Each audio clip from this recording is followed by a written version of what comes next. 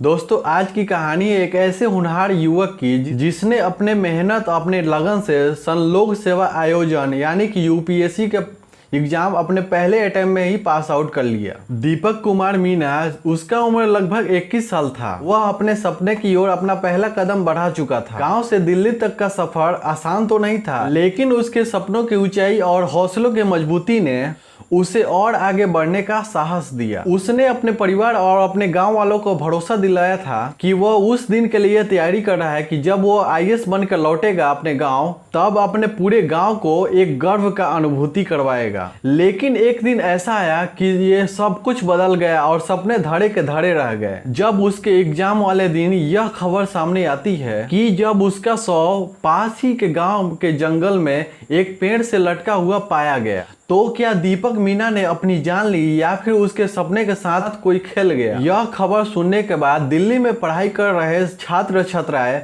अपने धरने पर उतर आए और जस्टिस का मांग करने लगे। तो आइए जानते हैं कि इसकी पूरी सच्चाई और इस घटना के तह तक जाने की कोशिश करते हैं। तो दोस्तों अगर आप मेरे चैनल को सब्सक्राइब नहीं किए हैं तो चैनल को सब्सक्राइब कर लीजिए, वीडियो को लाइक कर दीजिए। चलिए देखते हैं क्या है पूरी सच्चाई इस कहानी के माध्यम से। 9 जुलाई 2024 दीपक दिल्ली गया था यूपीएससी की तैयारी करने के लिए। उसका गांव दौसा राजस्थान का रहने वाला था। वह एक होनहार छात्र था जिसने अपने 12वीं क्लास में 87% और ग्रेजुएशन में 84% अंक प्राप्त किए थे। अब 13 सितंबर 2024 के दिन दीपक का अचानक से फोन बंद हो जाता है। इससे उसके घर वाले परेशान होने लगे, जो कि अपने घर पे हर शाम को फोन करके बात किया करता था।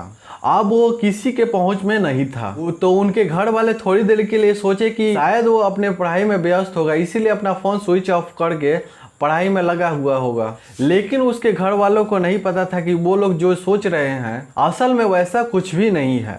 तो उसके बाद उसके घर वाले उस दिन तो आराम से सो गए। उसके अगले दिन उसको फ़ोन किए तो वो उसके बाद और परेशान हो गए कि उस दिन भी वो कॉल नहीं उठा रहा था। तो उसके घर वाले बहुत ज़्यादा परेशान हो गए, तो वो फौरन दिल्ली के मुखर्जी नगर पहुँचे, जो उनकी माँ और उनके पिताजी, उसके पिता का नाम चंदूलाल और उसके माता के नाम चंदापाई होता है, वो फौरन दिल्ली के मुखर्जी नगर पहुँचते हैं, जहाँ पर दीपक पीजी में रहकर वहीं पे पढ़ाई किया करता था, जो कि वहाँ पर वो नहीं था। तो उसके बाद उसके माता पिता हर गली और चौराहे पे उसके ढूंढने की कोशिश करते हैं, लेकिन वो कहीं नहीं मिलता। और जो वो जहाँ पर कोचिंग किया करता था वहाँ पे भी पता लगाया, तो वहाँ पर भी उनके माता पिता को कोई सुराग नहीं मिला उसके बारे में। कोचिंग वाले ये बताए कि 11 सितंबर को वो कोचिंग करने आया था, उसके बाद उसका ना कोई पता मिला ना कोई उसका सुराग।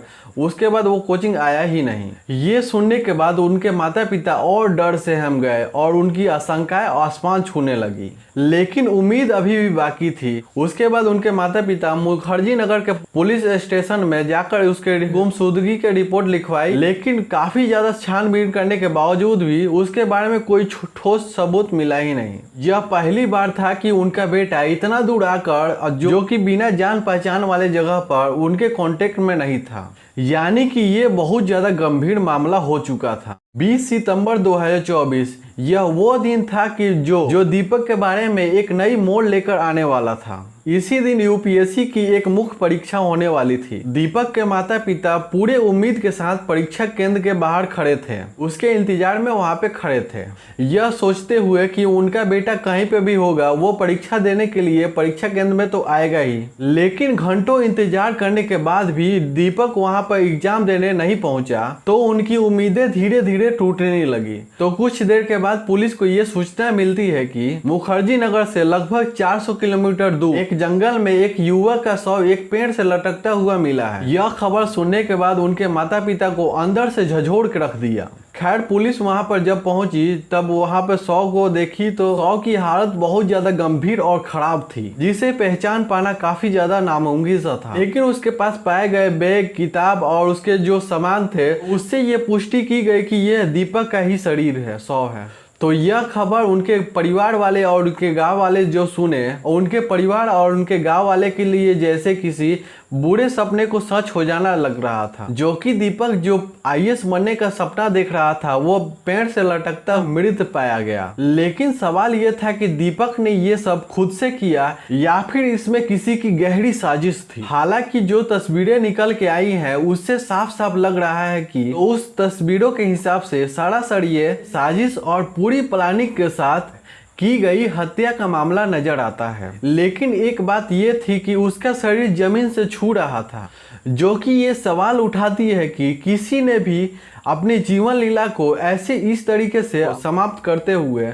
नहीं देखा है, जो कि उसकी शरीर जमीन से टच कर रही थी और उसके घुटने ऐसे मुड़े हुए थे। लेकिन शायद इसका जवाब होगा नहीं, क्योंकि ये अपनी जीवन लीला को खुद से ऐसे समाप्त किया होगा तो उसकी शरीर की हालत उस तरीके से उतनी ज्यादा कैसे बिगड़ सकती है। और 100 जिस रस्सी से लटका हुआ था वो रस्सी काफी ज्यादा पुरानी थी और उसके पास एक शर्ट मिली जो कि दीपक की नहीं लग रही थी। और इसी के साथ उनके पिता का ये कहना था कि उसके पास जो रस्सी मिली वो काफी ज्यादा पुरानी थी और अगर उसको खुद से ही अपनी जान लेनी थी तो वह बाजार से जाकर एक नई रस्सी लेके आता और अपने रूम में ही इस घटनाक्रम को अंजाम देता, ना कि इतनी दूर जंगल जाके अपनी जान को देता। क्राइम सीन पर शराब की बोतलें भी मिली।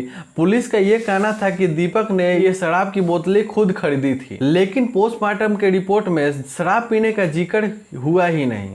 तो उसके बाद उनके परिवार ने फिर ये सवाल उठाया कि दीपक ने ये शराब पीता ही नहीं था तो फिर वहां पर शराब की बोतलें कहां से आई। तो पुलिस ने कुछ और जांच की तो ये बताया कि उसके सर्च हिस्ट्री में खुद से जान लेने के सर्च पाए गए। पुलिस ने कहा कि दीपक के सर्च हिस्ट्री में उसके खुद के लीला को समाप्त करने के लिए बहुत सारे सर्च पाए गए हैं। यह उनके लिए एक अहम सुराग था। लेकिन जरा आप खुद सोचकर देखिए, यानी कि कोई इंसान इंटरनेट पर कुछ भी सर्च करता है तो इसका मतलब ये तो नहीं होता है कि वो इंसान ये एक्शन लेना ही जा रहा होता, या फिर गूगल पर उससे जुड़े सामग्री सर्च करना ये कहता है कि उसने अपनी खुद से ही जीवन लीला को समाप्त कर ली। और पोस्टमार्टम के रिपोर्ट में ये बताया गया कि दीपक की सांसें फांसी लगाने से ही रुकी थी। उन लोगों के कहने का मतलब ये था कि दीपक ने अपनी जान खुद से ली है, लेकिन उनका परिवार ये बात मानने के लिए तैयार ही नहीं था, क्योंकि तस्वीरें कुछ और ही बयां कर रही थी। 100 का चेहरा इतना ज्यादा खराब था कि उसको पहचान पाना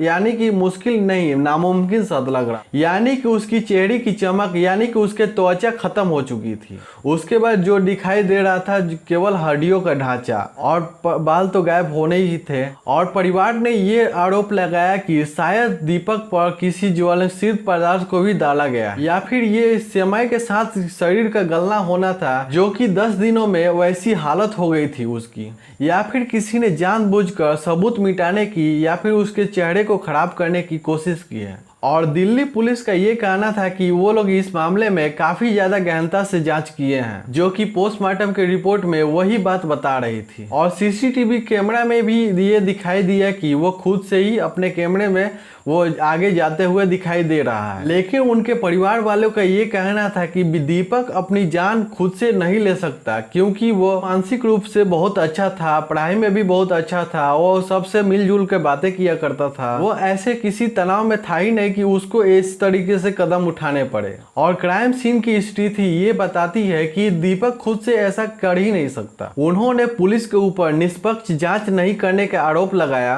और उन्होंने मांग की कि इस मामले की फिर से जांच होनी चाहिए। और दीपक के साथ पढ़ने वाले छात्र छात्राओं ने कैंडल मार्च निकाला और न्याय की मांग की। उनका कहना था कि कोचिंग सेंटर और पुलिस ने इस मामले को गंभीरता से लिया ही नहीं और मुखर्जी नगर कई बार इस तरीके के घटनाओं का गवाह रह चुका है। क्या दीपक कुमार को न्याय मिल पाया या फिर उसको न्याय मिलेगा या फिर नहीं? दीपक मीना की मौत अब रहस्य बन के रह गई है, जो कि शायद इस रहस्य पर कभी भी पर्दा उठ पाएगा। अगर फिर से कोई जांच हो सकती है तो कोई नया खुलासा हो सकता है। तो दोस्तों, अगर आपको इसके ऊपर जो कुछ भी लिखना है आप लोग कमेंट में लिख दीजिएगा। सो दोस्तों, ये कहानी को सुनाने का मकसद किसी को परेशान करना नहीं है, बल्कि ये बताना है कि आप लोग सतर्क रहें, सुरक्षित रहें। तो चलिए यहीं पर ये कहानी को समाप्त करते हैं। चलिए, जय हिंद।